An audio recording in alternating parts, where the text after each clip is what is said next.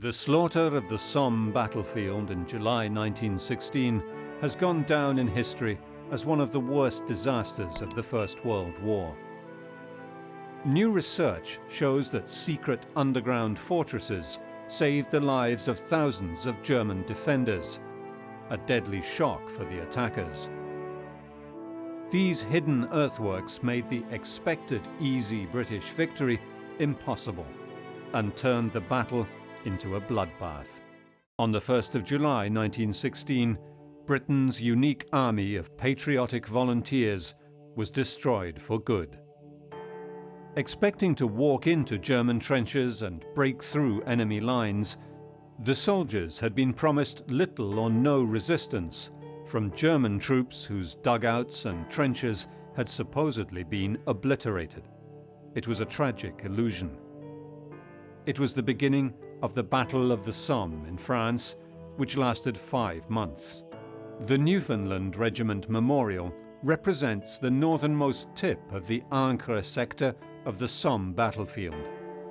In the distance stands the village of Beaumont-Hamel, a German stronghold on the 1st of July 1916, when the British and Commonwealth infantry advanced. Unknown to the attackers, far from being slaughtered in their trenches, the German infantry had survived in their deep dugouts and underground fortresses. Frieda Riedel has studied the battle from the German point of view and has uncovered the secret of how the British were deceived. When the attack came on the 1st of July, as we know, the English suffered the worst losses of their entire history. 20,000 dead on the first day. This was the result mostly of the fact that most of the field constructions were actually underground.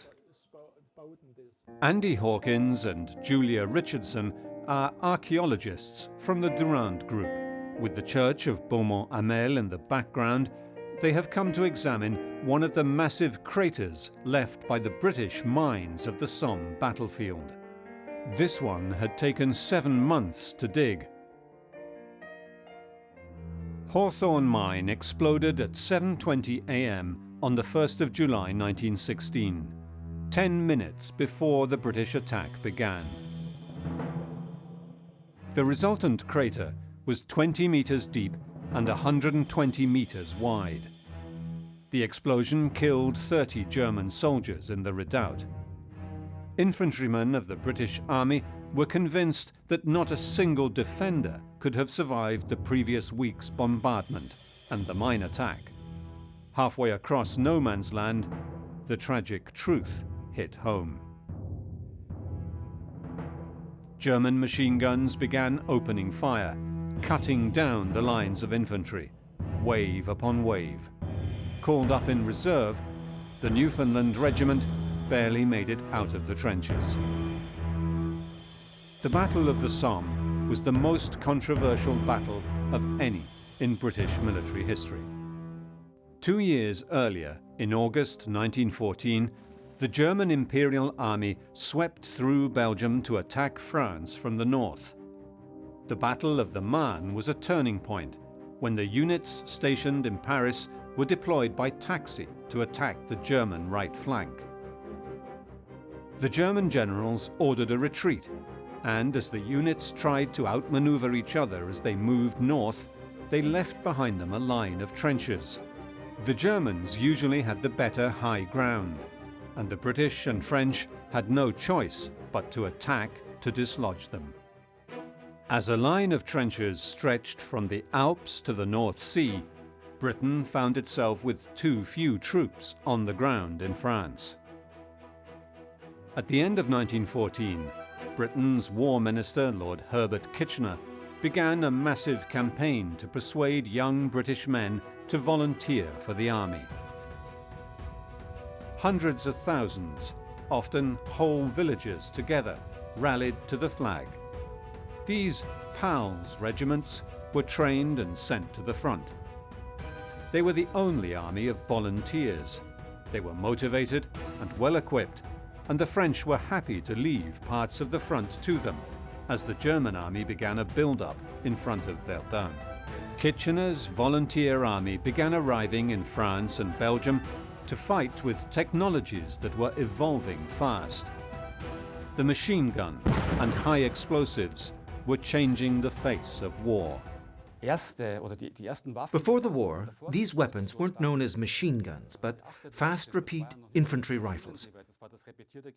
So, although they had been introduced, they were seen only as support for the traditional magazine-loaded repeat rifles that were being seriously considered. The First World War would probably have become a static war, even without machine guns, because the infantry already had massive firepower with these rifles. In February 1916, the German Fifth Army, under the command of the Kaiser's son, Crown Prince Wilhelm, attacked Verdun. The goal was not to take the city, but to lure the French armies there and destroy their manpower using artillery. The desperate French Chief of Staff, Joseph Joffre, asked his British counterpart to attack the Germans somewhere to take the pressure off the Verdun front. General Douglas Haig's choice fell on the Somme area. The attack was planned meticulously, although remotely from the battlefield itself. The British High Command had no idea what the German engineers, and one in particular, were building. The surface and underground earthworks worked perfectly. I found a quote from Erwin Rommel, later the General and Field Marshal, a quote that illustrates this perfectly. Sweat saves blood. It means that if we hide underground, we suffer fewer casualties. And in this, Captain Leiling was a brilliant exponent.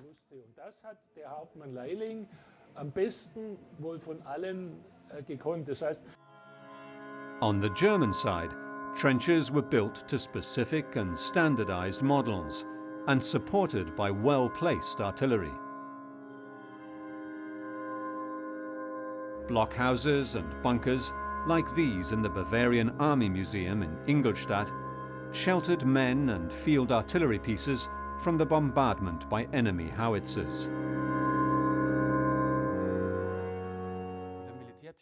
In the pre-1914 military theory, there was a clear distinction between field warfare and siege warfare.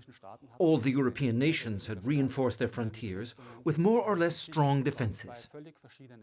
Certainly, the two forms of warfare were very different. When the fronts stabilized, this special form of siege warfare was introduced. Many of the weapons and combat methods that were typical of siege warfare became daily practice in trench warfare. 2 kilometers south of the Hawthorne crater is a war memorial that best represents the British and French tragedy that was the Battle of the Somme. Andy and Julia have come here to meet Frieda Riedl. Hello. Nice to meet you. Very nice to meet you. Yeah. Hello. Andy. Andy. Frederick, you know.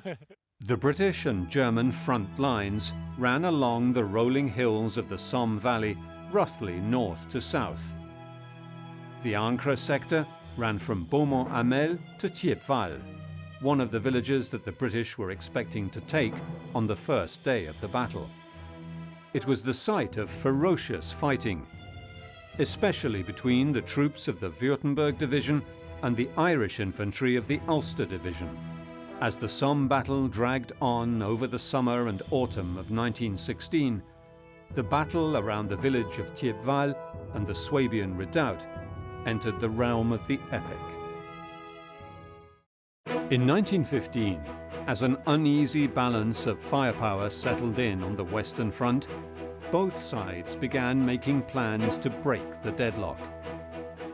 Despite what the British High Command might think, the German defences on the Somme were stronger than anywhere. Frieda Riedl has studied the diaries of German officers in the field to find out what happened on the Somme front and how the Germans took the attacking British by surprise. Artillery officer Armin Stabler was in London on the 1st of August. He was a businessman, and when he began to hear that war was in the air, he immediately left to go to fight. He rushed to Dover, where he got the first ship to cross the Channel. And on the 2nd of August, he was with his unit at Ludwigsburg. He was assigned to the 26th Field Reserve Artillery Regiment. He left me his diary and a couple of hundred pictures.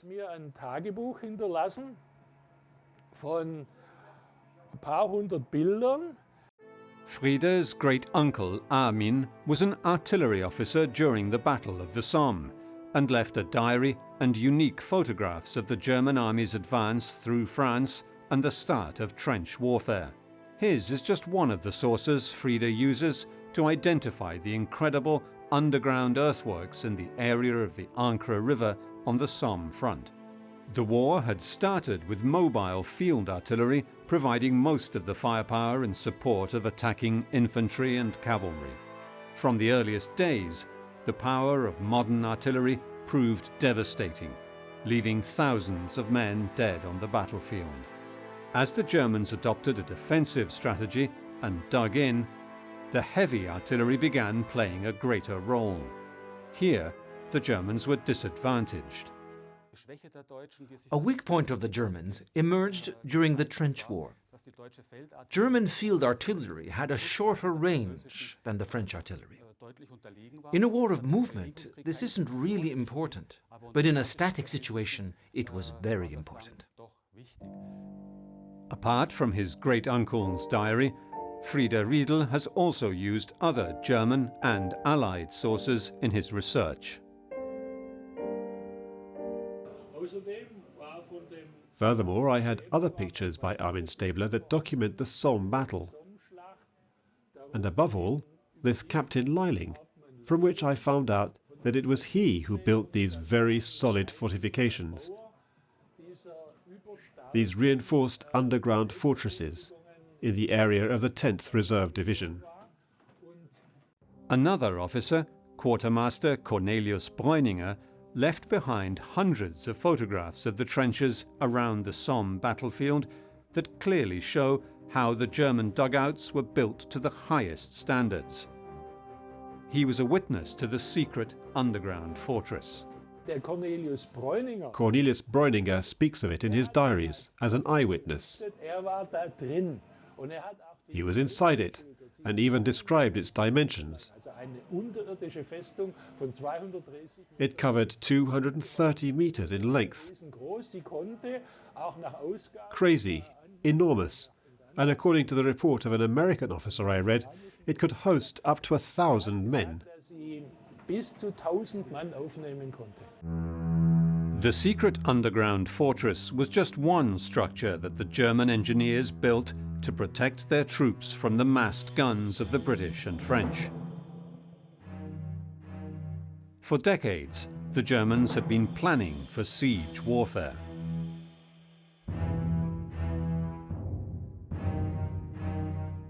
And we're sitting on what is the German front lines? Yes. And the British lines are just to our left. To our left, yes, Yeah, that's it. about 200 meters along Left, the edge of the tree line. Yeah. Okay. So, from your research, what was happening here at this time in terms of the Germans in preparation for the defense of this We are area? approaching the most interesting secret of the Somme. Okay. Absolutely. It's Tell Sounds interesting. it was kept as a top secret until the entire war.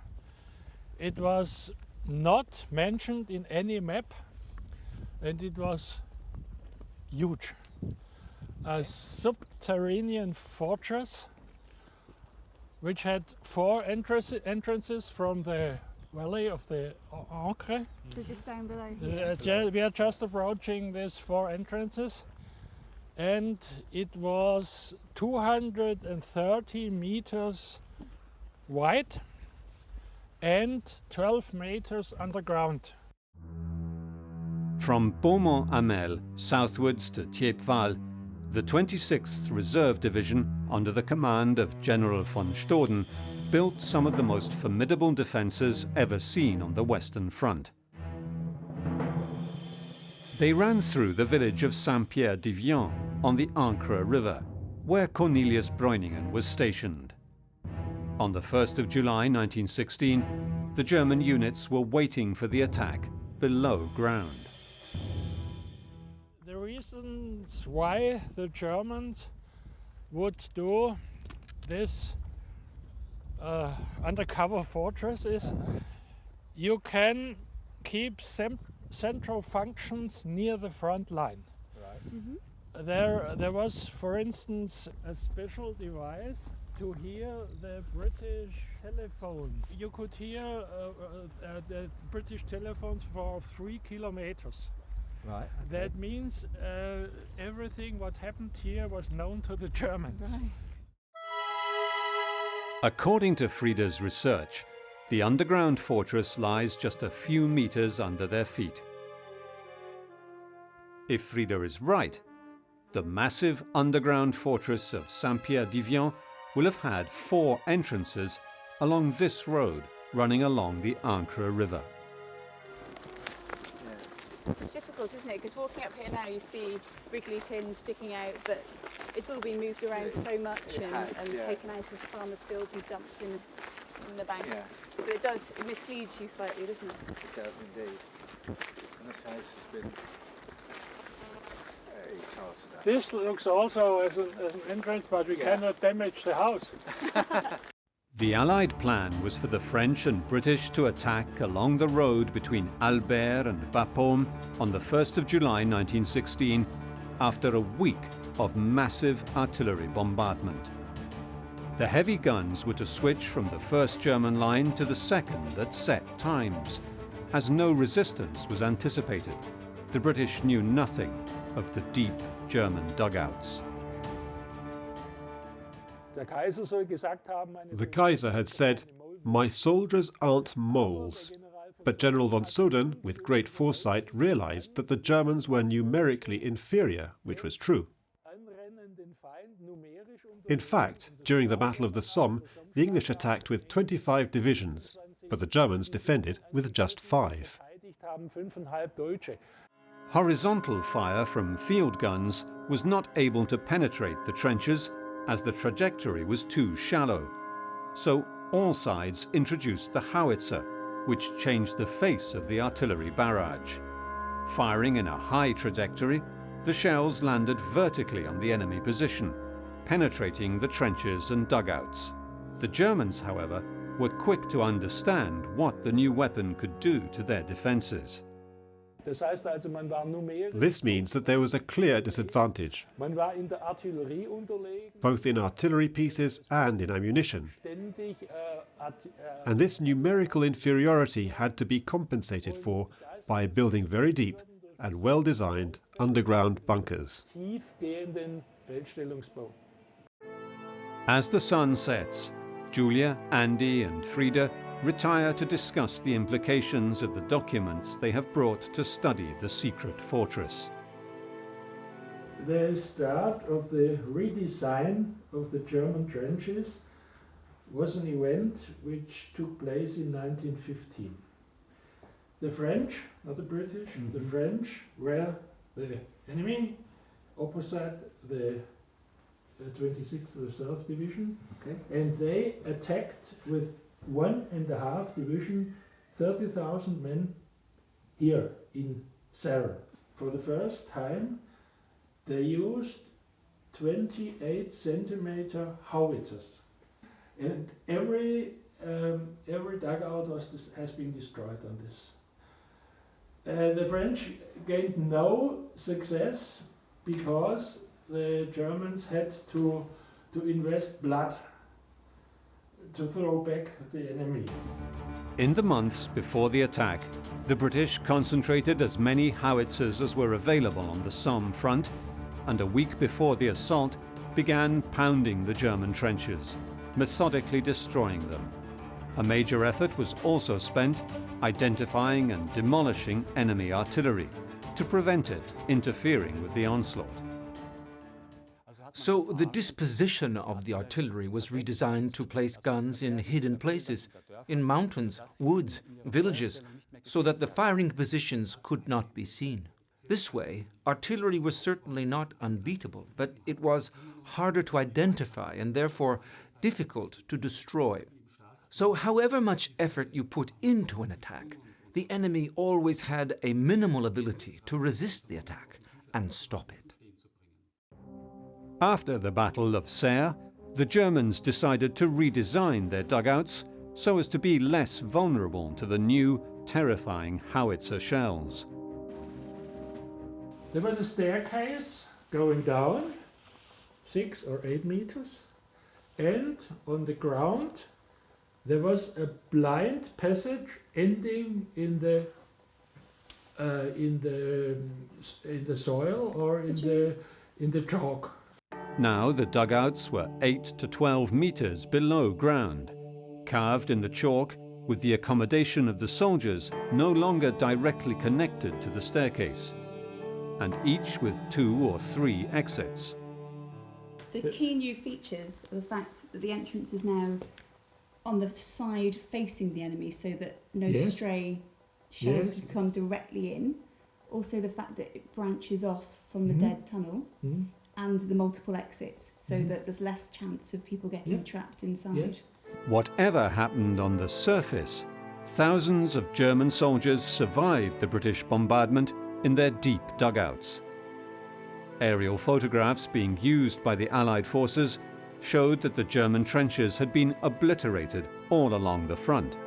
By the time Allied troops were in position to go over the top of their trenches, there was nothing left of the German frontline trenches, and the British infantry expected little or no resistance. Here, on the far right of the attack between Beaumont-Hamel and Thiepval, the first few minutes of the assault proved disastrous. It was a sunny, early morning when waves of khaki-clad soldiers of Kitchener's volunteer army walked across no man's land. The Hawthorne mine had been a warning to the Germans that the attack was about to begin, and a few minutes later the defenders had occupied what was left of their trenches and opened fire. The way machine guns were used had changed fundamentally over the first 2 years of the war. First, it was a heavy weapon deployed in batteries. Now it was being distributed along the line in support of infantry actions. The fast-firing infantry rifle, with magazines of 5 or 6 rounds, made the frontal charge that had characterized the wars of the 19th century totally suicidal.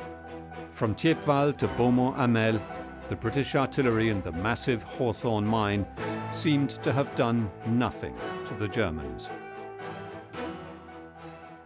12,000 division lost 100 men. It's a result of 7 days were nothing. It were just the sentries which were hit in the trenches because the trenches were empty throughout the 7 days. When the soldiers came out of their dugouts, there was no trench left. Normally, a little bit of the barbed wire defense was still there, not everywhere, but in the first trench was flattened. There was nothing. The British and Canadian infantry were cut down by enemy fire before they even got midway across no man's land. Cemeteries dotted here and there over the area today show where hundreds of men fell. In all, on the first day of the Somme battle, 20,000 British and Commonwealth soldiers died. One unit made amazing progress. The Ulster Division was to take the village of Thiepval and the Swabian Redoubt, a defensive structure to the west now occupied by a graveyard. They rushed the 200 meters uphill, between their trenches which ran along where the tree line stops and the empty defensive structure. The Ulster Tower stands as a memorial to the exploit. However, Thiepval and Beaumont-Hamel stayed in German hands. With their flanks exposed, they were soon surrounded and forced to surrender. The first day of the Somme battle was considered a great German defensive victory. Commanding the 26th Reserve Division of the German Army in the sector from Beaumont-Hamel to Thiepval was General Franz von Soden, a thorough officer who had the welfare of his men at heart. He called in an engineering genius, Franz Leiling, to assist in designing the tunnels and dugouts. Captain Franz Leiling was known both to Cornelius Beuninger and Armin Stäbler, and is seen in these pictures with his dog. He built no less than 3 underground fortresses along the front from Beaumont-Hamel to Saint-Pierre-d'Evian. One was in the medieval cellars of the village. Another stretched under the British lines at Beaumont-Hamel. But another was particularly large and secret. First, I tell you the source where I got it from. It's in a design of an American officer who entered this fortress, underground fortress, after the war and made this design, and it is published in a war guide. Okay. It has 4 entrances leading from the slope of the Ancre Valley to the center of the system. 1, 2, 3, 4. They could not be seen by the British ground soldiers, and they could be seen by the airplanes. And what's absolutely interesting is the design of this fortress, because I've never seen round passages who are not round by chance, but round by design. When the Irish regiments swiftly conquered the Swabian redoubt, German soldiers appeared from nowhere, trapping the attackers and swiftly retaking the position. The underground fortress built by Captain Franz Leiling was the key to the German victory here on the first day of the Somme battle. A deadly surprise for the assaulting troops. German machine gun crews jumped out of their underground dugouts and cut down the British and French soldiers. For the first time, tanks were deployed, but to little effect. South of the Albert to Bapaume road, the French made better progress than the British, exploiting their long-range artillery in a rolling barrage that continued to rain shells on the enemy even when the infantry were advancing. They reached all their objectives on the first day. This field artillery, light artillery, was designed for mobile warfare, where range was not very important because in that kind of war, range wasn't as important as mobility of guns and ammunition, and the German field artillery was the best. But in the static conditions of trench warfare, the longer range of the French cannons made the difference. We are talking about thousands of pieces. The layout of the Ancre sector of the Somme battle is clear from these aerial images stretching from the Newfoundland Memorial to the Thiepval Monument. Further north, where the memorial to the Newfoundland Regiment stands, the attacking infantry were also taken by surprise by the German machine guns, which they believed had been blown to pieces. Here too, under the village of Beaumont-Hamel, Captain Leiling had built an underground redoubt, which the massive Hawthorne mine did nothing to destroy. Here too, the German soldiers of General von Soden's division survived the bombardment to take the British and Commonwealth troops by surprise. The battle entered its bloodiest phase, and the British continued pouring in infantry, adopting the rolling barrage and better communications with supporting artillery. On the ground, hand-to-hand fighting became even more vicious. Infantry was used to fighting with rifles and bayonets, or with machine guns, which at the time few soldiers had. So over the course of the spring of 1915, the hand grenade entered into common use. At first, most of the hand grenades were handmade. They were made in areas close to the front using improvised designs. Initially, they were only thrown by sappers. In fact, in Germany, they were the specialist in anything technical or that had to do with explosives. However, as I said during the first months of 1915, they became a new and practically common part of the infantry weaponry. It was therefore the tactical foresight of General von Soden that saved the lives of his men and made the line under his command impregnable, costing the British Army 20,000 dead. But where exactly was the secret underground fortress?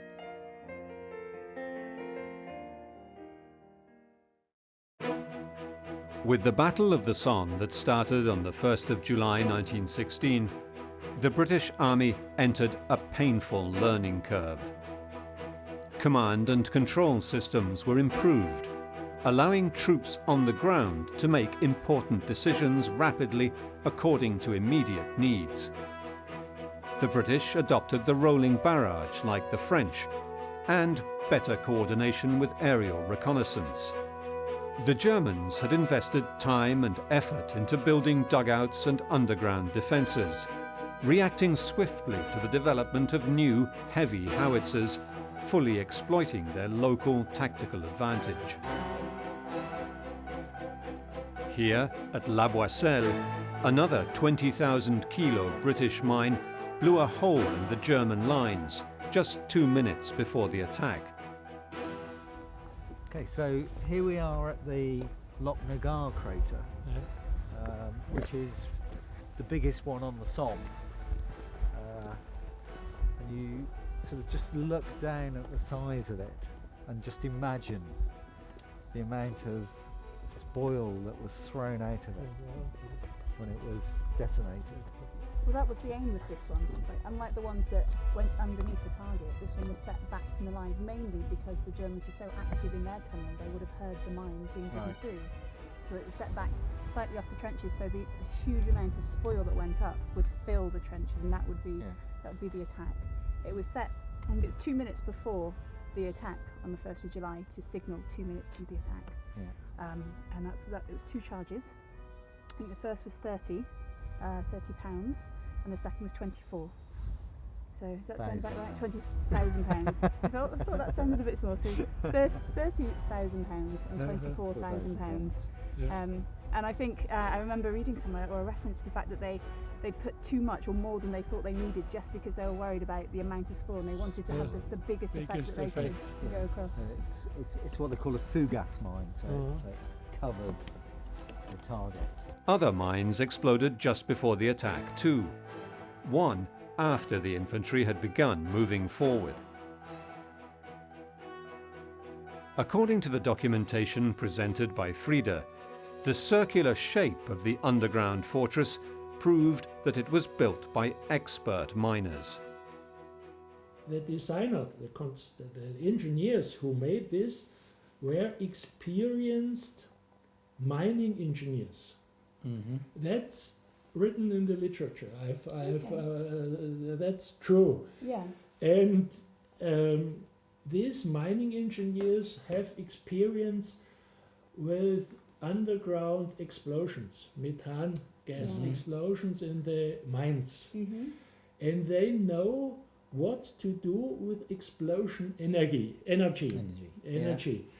And what they do is, if there's a hit, the grenade hits and digs a hole in the system, and it explodes, for instance, here, the energy is led round, here round, and here round.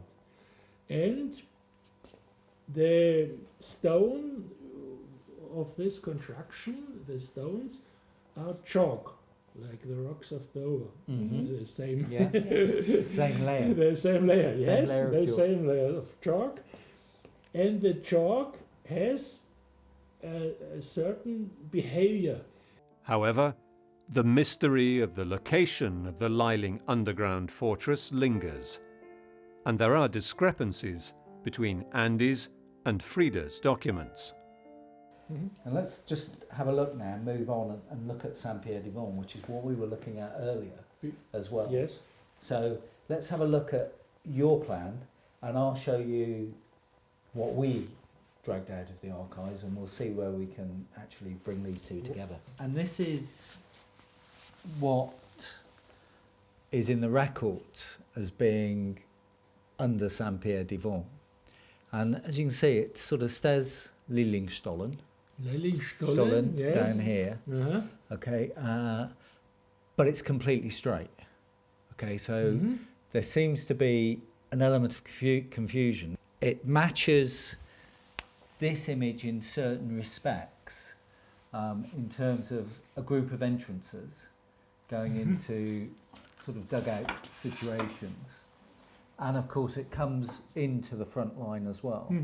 Now, what's interesting is when the British, because the British do get into it, because they report it in their records, and they actually say that it's in a poor state of repair, okay, and that's probably partly due to bombardment, because we're now talking sometime later, right, it's in poor state of repair, but once repaired, would be able to hold at least 1,000 men, okay. Now, what we see here definitely couldn't hold 1,000 men. Yes. Okay, so Yes. so that's something that's not quite sitting right with us. But one of the big issues is that this entire slope was covered in dugouts. First trench line. Underground tunnel, it has 100 meters. That's what Captain Leiling did often. Yeah, and that's They and we did still have very it still, often. I think. And there's the beginning of this fortress. Yeah. Yeah. So and it had a direct connection to the first trench, Yeah. which was called Leilingstollen. There we go, yeah. Yeah. So it's possible, right, Yes. that in interpretation, okay, that these entrances, which obviously come out on here, aren't actually quite where he's got them, or that these four come off, or that actually what we're looking at there is more in More here. in here, yes. You know, I mean, the only way, as Yeah. I think we said on the ground, is to get in and look at have it. a look. And that's the only way you're going to resolve I the reality. But But- nothing really says that the two couldn't exist together. There's No, nothing no, to no, call out no. either. No. The unsung hero of the Somme battle on the German side was a lowly captain and engineer, Franz Leiling. The battle lasted from July to November 1916, and British and French forces only managed to make 6 miles progress. The British exploded another mine under Hawthorne Ridge. This time, the infantry successfully broke through and occupied the village.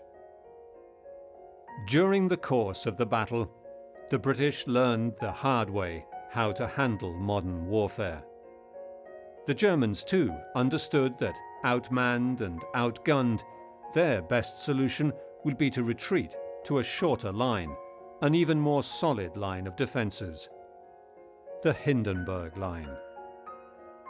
During this operation, the German High Command ordered a number of deportations and the destruction of French villages.